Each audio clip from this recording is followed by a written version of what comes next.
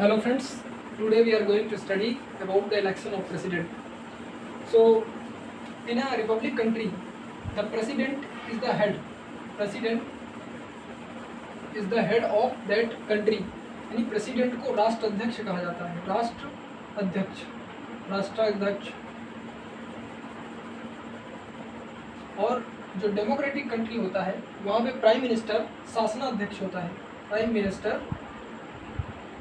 Prime minister को शासन का अध्यक्ष कहा जाता है.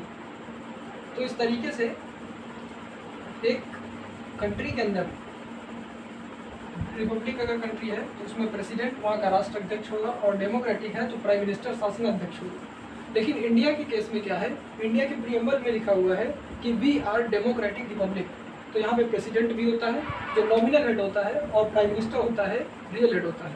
तो यहाँ पे राष्ट्राध्यक्ष भी है और शासनाध्यक्ष भी है. चलिए हम समझते हैं इलेक्शन ऑफ प्रेसिडेंट में प्रेसिडेंट की एलिजिबिलिटी क्या होती है. तो पहली एलिजिबिलिटी होती है कि मिनिमम उसकी एज 35 होनी चाहिए. दूसरा वो इंडियन सिटीजन होना चाहिए, इंडियन सिटीजन. और तीसरा वो दिवालिया नहीं होना चाहिए, यानी कि वो बैंकरप्ट नहीं होना चाहिए, बैंकरप्ट. और जो ये तीनों कंडीशन हैं, ये तीनों कंडीशन नॉर्मल पीपल पूरी कर सकता है. लेकिन जहाँ पर बात फंसती है वो है चौथा और पांचवें कंडीशन. क्या होता है कि 50 प्रस्तावक होने चाहिए, 50 प्रस्तावक और 50 ही अनुमोदक होने चाहिए. अनुमोदक का अर्थ क्या होता है और प्रस्तावक का अर्थ क्या होता है समझते हैं. 50 प्रस्तावक का अर्थ है कि लोकसभा या राज्यसभा से 50 MP मेंबर ऑफ पार्लियामेंट उस प्रेसिडेंट बनने वाले व्यक्ति को समर्थन दें अपना, यानी कि 50 लोग उसको प्रस्ताव करें कि हाँ हम इनको प्रेसिडेंट इलेक्ट करना चाहते हैं. जैसे कि अभी 14th प्रेसिडेंट का इलेक्शन हुआ. 14th प्रेसिडेंट इलेक्शन में द्रौपदी मुर्मू प्रेसिडेंट बनती है. यहाँ पर द्रौपदी मुर्मू जो कि एक शेड्यूल ट्राइब से बिलोंग करती हैं, वर्सेस यशवंत सिन्हा, इनके बीच में इलेक्शन हुआ था. ये यूपीए की कैंडिडेट थे और ये एनडीए की थी. तो यहाँ पर जो 50 प्रस्तावक और 50 अनुमोदक थे वो दोनों लोग मिलकर के देते हैं, तब जाकर के यहाँ पर प्रेसिडेंट का नॉमिनेशन होता है. तो 50 प्रस्तावक वो लोकसभा से भी हो सकता है लोकसभा से 20 हों और राज्यसभा से 30 हो, और 50 अनुमोदक, यानी इन 50 लोगों का सपोर्ट करने के लिए अलग से 50 MP चाहिए. अर्थात ये 100 लोग कम से कम प्रेसिडेंट के इलेक्शन के लिए होने चाहिए. यानी 100 MP को आपको अपने समर्थन में लाना है, तब जाकर के आप प्रेसिडेंट में नॉमिनेशन कर सकते हैं. तो ये कंडीशन है जो स्पेशल बना देती है प्रेसिडेंट के इलेक्शन को. और प्रेसिडेंट का इलेक्शन जो होता है वो इनडायरेक्ट होता है. इनडायरेक्ट यानी कि हमारे द्वारा जो चुने हुए रिप्रेजेंटेटिव है, जो मेंबर ऑफ पार्लियामेंट है, वो इन प्रेसिडेंट को इलेक्ट करते हैं. तो इस तरीके से अब हमको देखना है इलेक्टोरल कॉलेज का होता है. यानी कि प्रेसिडेंट के इलेक्शन में जो एकल संक्रमणी वो व्यवस्था है प्रेसिडेंट के इलेक्शन के लिए, वो कैसे होती है. तो इलेक्टोरल कॉलेज को समझते हैं. इलेक्टोरल कॉलेज का मतलब होता है कि प्रेसिडेंट की वोट में हर एक MP या MLA की वोट की वैल्यू क्या होती है.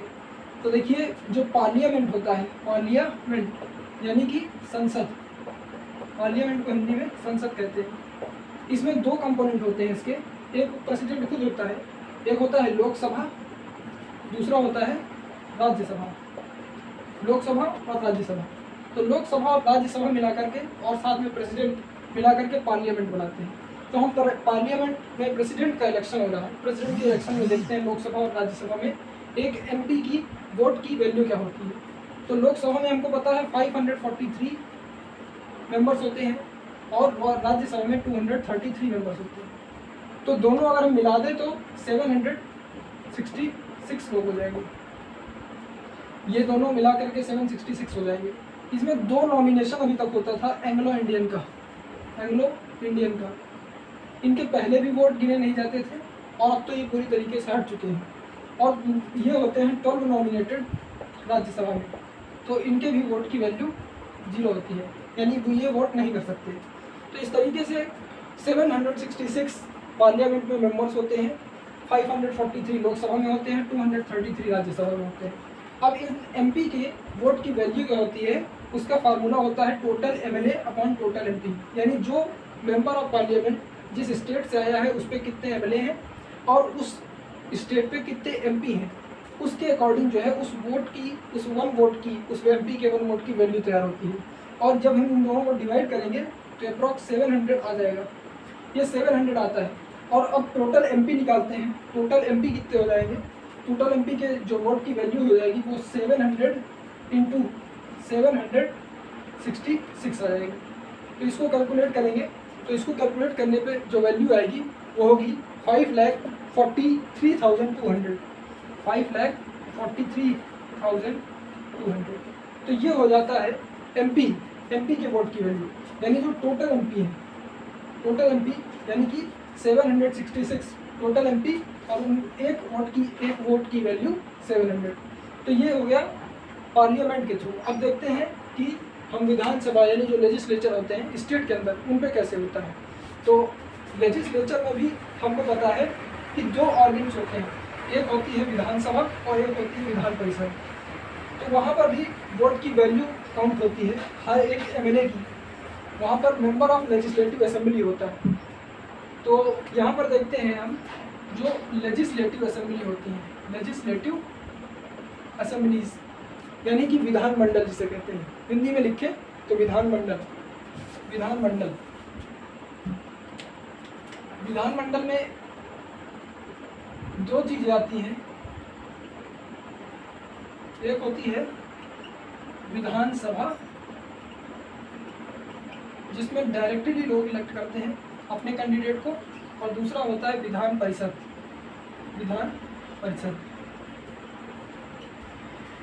विधानसभा और विधान परिषद। तो यहाँ पर क्या होता है, प्रेसिडेंट के इलेक्शन में विधान परिषद को नॉमिनेटेड हो या इलेक्टेड हो कोई भी मेंबर हो उसकी वैल्यू नहीं की जाती, जबकि जो विधानसभा होता है विधानसभा में उस वोट की वैल्यू निकल के आती है। यानी एमएलए जो होता है, एमएलए वो प्रेसिडेंट के इलेक्शन में पार्टिसिपेट कर सकता है और अपनी वोट की वैल्यू भी रख सकता है। अब इसकी वोट की वैल्यू को निकालते हैं, तो निकालने इनका फार्मूला होता है एमएलए की वोट की टोटल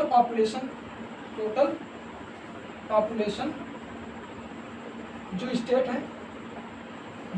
है उस स्टेट के अंदर टोटल पॉपुलेशन और अपॉन में करते हैं टोटल एमएलए इंटू 1000, 1/1000। ये हो जाती है एमएलए की वोट की वैल्यू, यानी कि टोटल पॉपुलेशन उस स्टेट की पॉपुलेशन कितनी है, टोटल एमएलए इंटू 1/1000, ये टोटल एमएलए बनते हैं। तो इस तरीके से ये वैल्यू निकल के आती है। टोटल एमएलए जितने हैं, ज़्यादातर हमको पता इससे चल रहा है कि जहाँ पर जिस स्टेट में ज़्यादा पॉपुलेशन होगी उस स्टेट के एमएलए की ज़्यादा पावर होगी, प्रेसिडेंट के इलेक्शन में उस स्टेट की वैल्यू ज़्यादा होगी। तो इसमें एमएलए की जो वैल्यू निकल के आती है वोट की, वो कितनी होती है, ये निकाल लेंगे इस फार्मूले से। अब जैसे कि हम उत्तर प्रदेश का देखते हैं, उत्तर प्रदेश में जो लोकसभा की सीटें हैं वो है 80 और जो राज्यसभा की सीटें हैं वो है 31। तो यहाँ पे लोकसभा की सीटें भी सबसे ज़्यादा है, राज्यसभा की सबसे ज़्यादा सीटें हैं। क्यों? क्योंकि यहाँ पे पॉपुलेशन जो होता है, पॉपुलेशन कंट्री, ये पॉपुलेशन स्टेट की मैक्सिमम है, हाईएस्ट किसी भी स्टेट से। अब हम देखते हैं कि इलेक्टोरल कॉलेज में कैसे वोट पड़ते हैं। नेक्स्ट स्टेप में